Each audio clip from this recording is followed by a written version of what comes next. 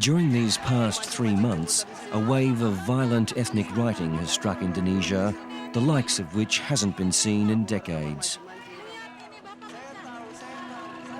Fueled by their deep-seated resentment towards the wealthy elite and a strangled political voice, ordinary Indonesians have lashed out.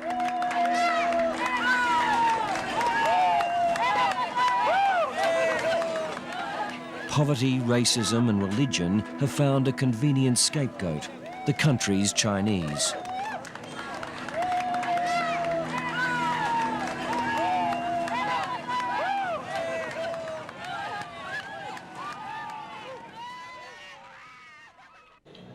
Once again, we're Raw. We're gonna loosen up and have a little fun.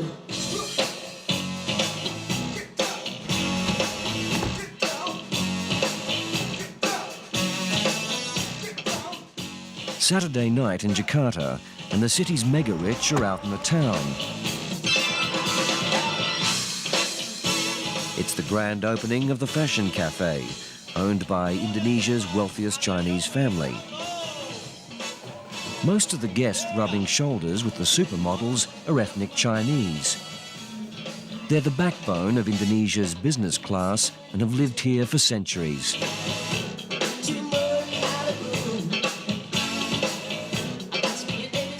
Although comprising just 3% of the population, Chinese now control a staggering 70% of the nation's private wealth. But as general resentment towards the wealth and cronyism of the Indonesian elite grows, ethnic Chinese have become a highly visible target. Is anybody hot? No. You want to know why? Why? Because we're blue. Thank you. Desa udah gusir lagi berupanya Cina. Ingat kerajaan Erlangga, Macetung, Kubulekan, menjajah kembali, tetap penjajah dari zaman kerajaan. Mungkin yang katanya semua. On the outskirts of Jakarta, the village of Sawangan is a world away from the clubs and mansions of the country's elite. The good times for Indonesia's rich have delivered little out here. These people have had their land taken away to make way for another housing project. The target of their anger isn't their government, which approved the land grab, but the project's Chinese developers. Orang tua saya di sini, tanah orang tua saya ini enak aja bilang sembarangan nggak punya hak saya. Kalau saya orang tua saya nggak punya tanah di sini, nggak nantinya saya begini. Nasuti Hasan is here because her parents' home has been lost, bulldozed to make way for the development. Like the rest of the protesters, she's a Muslim and a Prabumi, indigenous Indonesians who make up 95% of the population. But today, Nasuti and the other villagers don't get a chance to vent their anger at the Chinese developers, just other Prabumis working for the construction company. Silakan lapor aja. Di sini kan lagi motor, tahu hukumnya kakak. Tadi ribut situ kan, jaga-jaga. Ini lahan kita.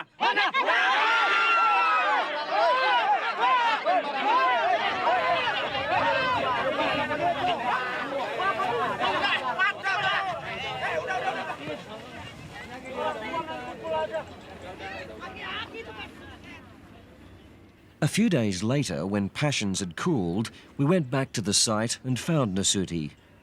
Oke, Bu, di mana tanah saya? Nah, inilah luas lahan rakyat Sawangan yang diambil paksa dengan Cina. Di sana semua? Ya, semua ini, semuanya. Oke, kembali ke desa. Iya. In Nasuti's village, scores of people have lost their homes and land. Now, many of them are unemployed. The land may have been seized with the permission of the local Prabumi Council and the military, but Nasuti says the Chinese are still to blame. Yang kecil pun di sini, yang kecil tanpa Cina. Di sini yang kecil itu Cina, Tan Siokok itu Cina. Dan semua pun itu keinginannya ke Cina. Jadi ya masyarakat tuh apa-apa Cina, semua mau Cina yang megang kok di sini. Kalau memang kami tuh tetap menganggap dia Cina, soalnya apa? Kalau memang dia warga negara Indonesia, kenapa kami rakyat Sawangan yang asli penduduk Indonesia ditelantarkan seperti ini?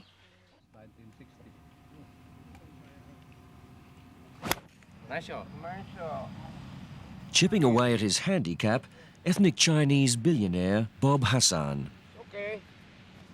3 times a week, here at his private golf course, he plays golf with President Suharto. Chinese businessmen like Bob Hasan have gained their position in Indonesian society by becoming indispensable as deal makers, bankers and brokers. Although the object of widespread hostility, they're now an integral part of the economy and the country's elite.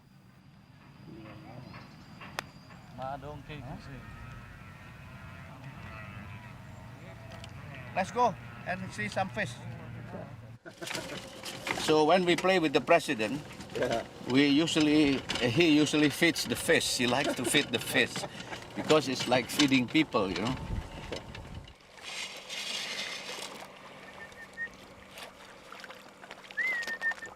From his vantage point, there are no tensions over Chinese domination of business, just a few agitators causing problems. No. Actually, it is not anti-Chinese. It's just, I think, communist elements. They try to make disturbances, and then ending at rioting, burning, you know, and looting. So you think this is motivated by communists? It is more communist motivated, trying to, disrupt the government and so on. But this is small. But you don't have to look far beyond the fairways to see a source of growing anti-Chinese sentiment, which is neither small nor communist.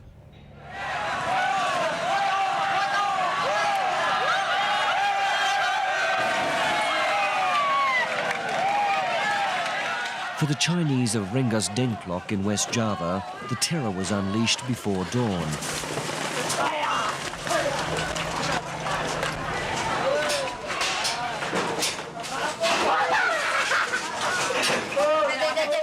A group of Muslim youths went on the rampage after a Chinese woman complained about noise from a mosque.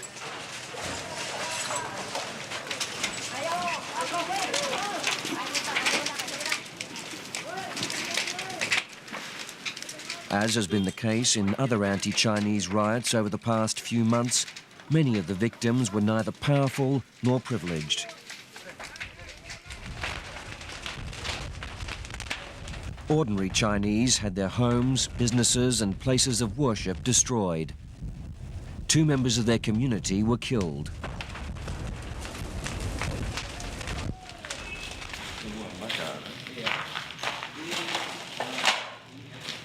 Once the smoke had cleared, one of the few Chinese prepared to venture outside took us back to the charred remains of the Buddhist temple he helped build.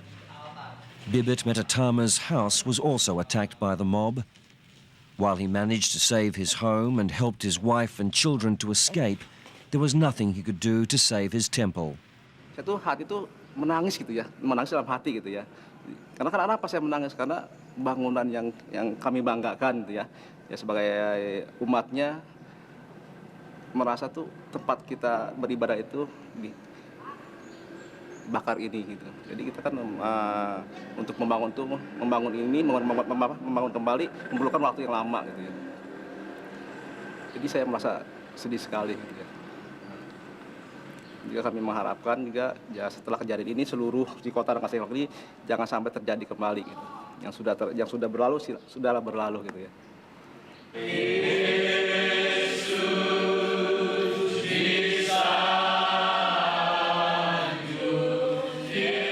The Chinese Christians in town fared no better.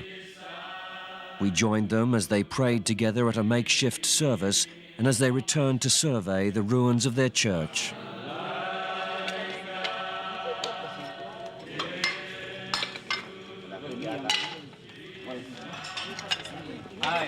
Saya mau naik ke atas. Saya juga kurang tahu mengapa sampai mereka harus menyerang orang Cina dan gereja-gereja ya. Rumah-rumah mereka juga banyak juga rumah-rumah jemaat yang kena lemparan. Jadi itu yang saya katakan tadi ya, secara manusia kan ada perasaan itu saja. Perasaan sebab ya rumah-rumah dilempar ya kan bagaimanapun. Tapi sekarang saya juga belum ketemu mereka semua. Sebab ada yang sudah ke Jakarta. Ya, tinggal ada yang keluar kota. Jadi saya belum bisa ketemu mereka satu sama yang lain. Ya. Mengapa pergi di luar kota? Ya tentu untuk keamanan, ya kan. For the Chinese who can't leave Rengasdengklok, the shock and fear remain. Even proclamations of the Muslim faith are unlikely to protect them should the mob return. Maliki yaumiddin.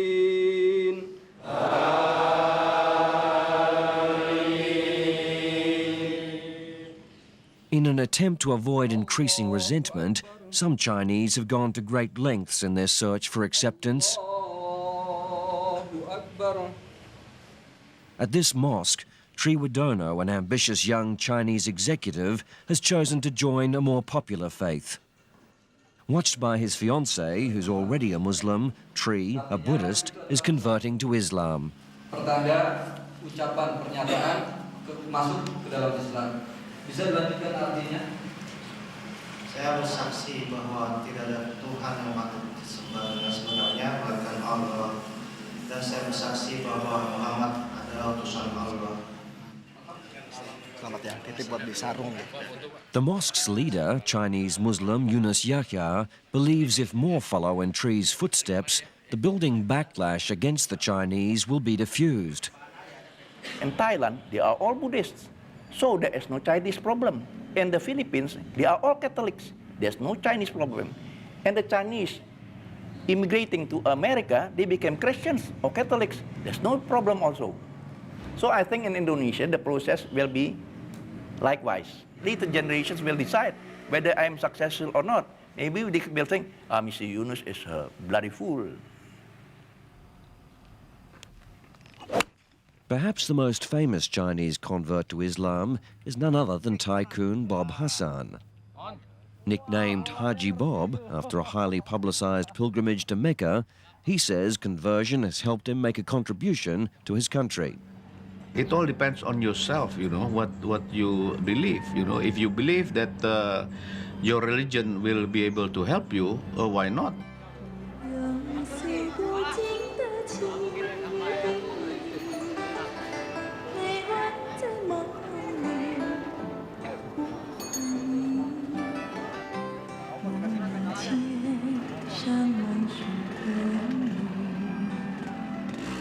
But not all Chinese are willing to forsake their beliefs and customs, although the Indonesian government has been pressuring them to do so for decades. This is the heart of Jakarta's Chinatown, but it's unlike most other Chinatowns around the world. There are hardly any Chinese signs or banners to be seen, and public celebrations of festivals like the Lunar New Year are banned. These restrictions are all part of government-backed attempts to keep the Chinese as invisible as possible. Teddy Lim works from the shop house he was born in 49 years ago. He's a calligrapher and a rarity in Jakarta these days, who discreetly runs his business from a Chinatown backstreet. Makanya kan di pancoran Chinatown dong kita nama reklamenya tidak boleh. Pakai bahasa Mandarin nggak boleh. Merek-merek Mandarin nggak boleh. Lain kalau kita di Sydney, Chinatown kan bagus, banyak Mandarinnya. Teddy Lim's business survives despite the fact that the government has pushed the Chinese to abandon their language and take up Indonesian names, a legacy of a failed coup 30 years ago, allegedly engineered by communists. In the crackdown that followed, ethnic Chinese, branded as leftists, were among hundreds of thousands of people slaughtered. It's this kind of history which has led most ordinary Chinese to keep a very low profile. Jangan mengandung politik, nggak enak. Ya, mengenai takut saya nanti. Itu memang kenapa juga. Saya juga sampai sekarang juga nggak tahu kenapa tuh bisa selalu Chinese yang kena masalah ini.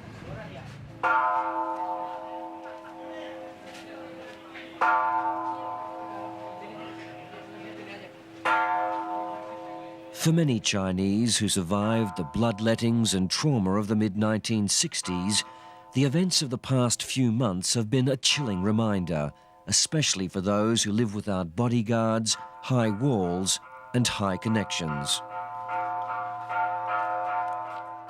Despite being here for generations, Chinese like Teddy and his wife fear they may never be accepted as Indonesians and may instead end up paying the price for the success of their Chinese compatriots.